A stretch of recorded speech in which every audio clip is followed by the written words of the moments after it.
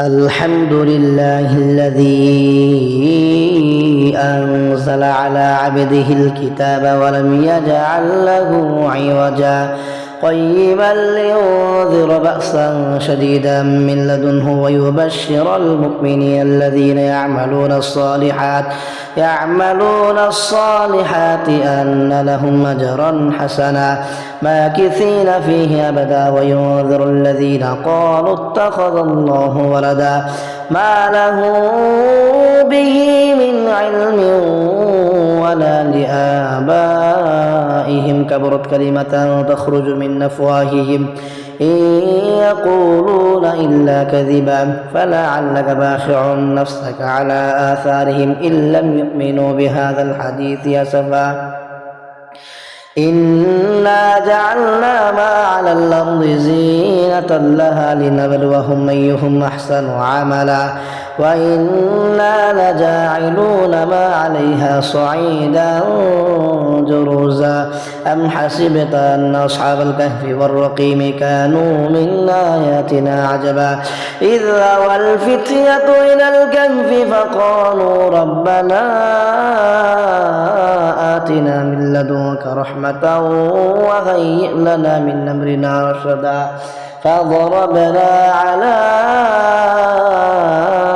آذانهم في الكهف سنين عددا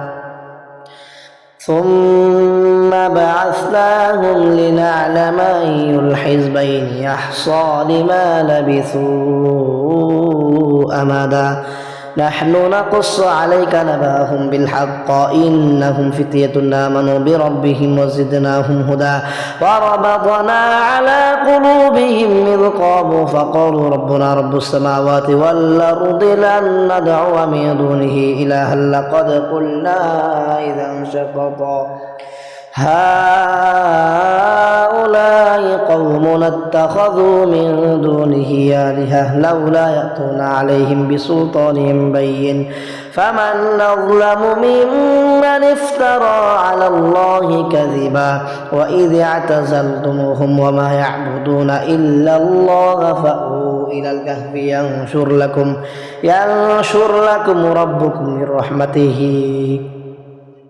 ينشر لكم ربكم من رحمته ويهيئ لكم من أمركم مرفقا وترى الشمس إذا طلعت تزاور عن كهفهم ذات اليمين وإذا غربت تقرضهم ذات الشمال وهم في فجوة من ذلك من آيات الله من يهد الله فهو المهتد ومن يضلل الله فلن تجد له وليا مرشدا وتحسبهم أيقاظا وهم رقود ونقلبهم ذات اليمين وذات الشمال وكلبهم باسط ذراعيه بالوصيد لو اطلعت عليهم لوليت منهم فرارا ولملئت منهم رعبا.